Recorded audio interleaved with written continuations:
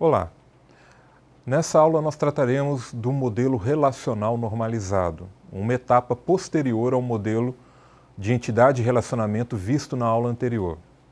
Para simplificar, também utilizaremos o mesmo modelo de entidade e relacionamento como base que foi usado na aula anterior, o modelo da biblioteca. Nesse modelo, agora, nós vamos construir um modelo um pouco diferente, com algumas informações a mais e algumas de menos, né? Então, começando como no outro modelo, nós temos ali agora uma entidade chamada gênero. Ela continua tendo dois atributos, o identificador do gênero, o ID gênero, e a descrição, né? A diferença agora está em que o ID gênero aparece destacado numa faixa logo abaixo do nome da entidade, que é o nome gênero.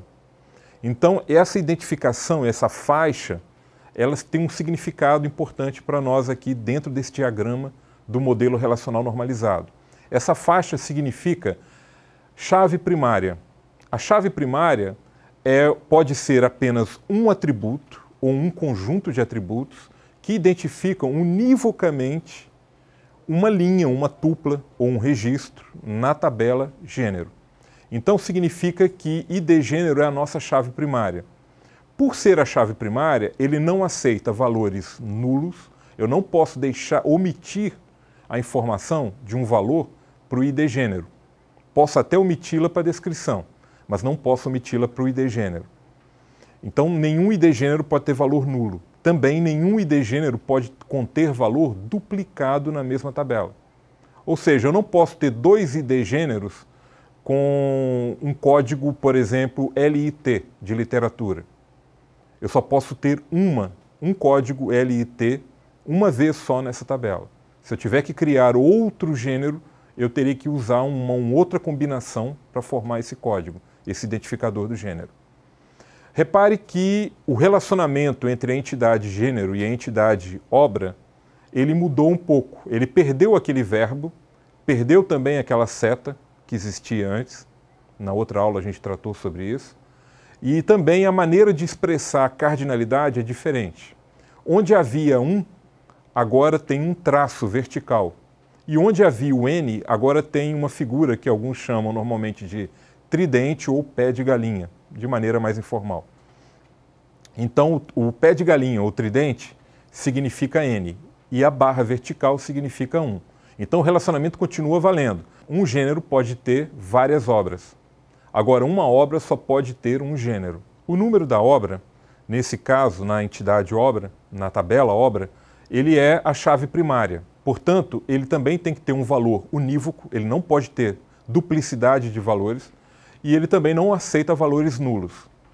A outra novidade que tem na entidade obra é o campo, o atributo ID gênero.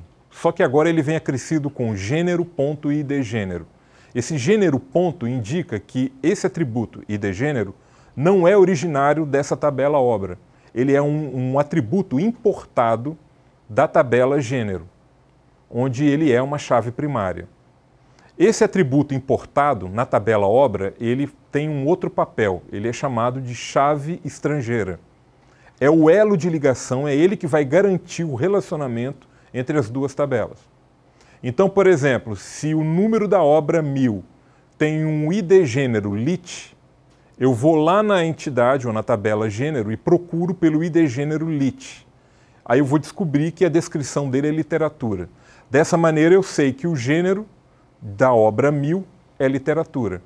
Então foi estabelecido um relacionamento entre as duas. Bom, obra também mantém seu relacionamento com livro, numa cardinalidade de 1 para N também. O 1 mais uma vez é o tracinho e o N, o tridente ou o pé de galinha. Então, um livro pode estar relacionado a apenas uma obra. E uma obra pode estar relacionada a vários livros, né? Eu posso ter vários livros de Os Três Mosqueteiros na minha biblioteca. Então a obra é Os Três Mosqueteiros. Agora eu posso ter 5, 10, 20 livros dos Três Mosqueteiros que eu posso emprestar.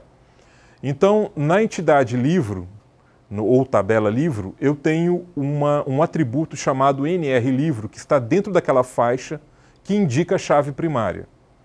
Agora, os outros atributos, data de aquisição, que já existia, a edição, que já existia, mas agora também eu tenho a obra.nrobra, é a chave estrangeira nesse caso. Ou seja, toda entidade que tem a cardinalidade N, no nosso caso aí, toda entidade que tem esse pé de galinha, ele vai puxar para si a chave primária da outra entidade como se fosse sua chave estrangeira. Lá na obra, nós temos o número da obra como chave primária. Lá no livro, esse número da obra vai ser a nossa chave estrangeira. Ou seja, vai ser o elo de ligação entre livro e obra. Ok? E também tem um outro, porque livro se relaciona com editora e o livro é que ficou com a cardinalidade N. E a editora com a cardinalidade 1. Portanto, o ID da editora vai para dentro de livro como chave estrangeira. E não o contrário. Não o número do livro vai para dentro da editora como se fosse chave estrangeira. Porque o N é que atrai a chave estrangeira. Sempre vai ser assim. Ok? Então nós temos ali agora também uma outra novidade que é a entidade de movimentação. Se vocês estão lembrados, a movimentação surgia de um relacionamento N para N, entre usuário e livro. Portanto, eu tinha uma geração de uma relação e ela tinha esses atributos, o usuário ponto matrícula, que aparecia lá, o livro, o livro ponto número do livro e a data do empréstimo. Já eram atributos que apareciam na movimentação antes. Mas agora eles estão, essa combinação dos três atributos forma a chave primária. Muito cuidado quanto a isso. Seria errado afirmar que a tabela movimentação tem três chaves primárias. Não existe isso. Uma tabela sempre terá apenas uma chave primária.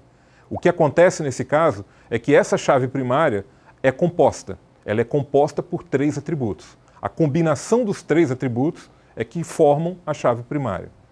Agora, nessa chave primária, eu tenho duas chaves estrangeiras.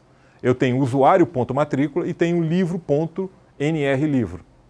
São atributos que vieram de outras entidades e que servem como elos de ligação entre o usuário, nesse caso, e o livro. Ok? Então, reparem bem também que esse relacionamento N para N, ele desaparece. Ele é quebrado, na verdade, em dois relacionamentos, 1 para N.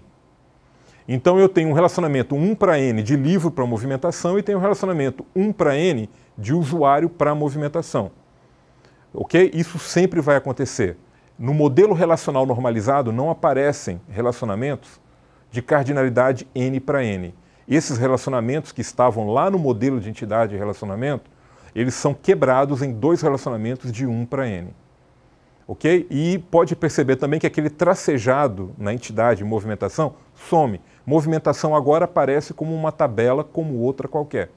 Assim como usuário, assim como editora, livro, obra, autor e gênero, ela também é uma entidade comum. Você não percebe nada de diferente em relação a dela com as outras entidades. Ok? Então, essa é a diferença. E esse modelo, ele é assim definido com a chave primária e a chave estrangeira, para que já fique fácil agora você levá-lo para um banco de dados relacional e implementar todas essas tabelas de maneira efetiva. Bom, espero que essa aula tenha sido proveitosa e qualquer dúvida a gente troca informações no ambiente do Moodle. Obrigado.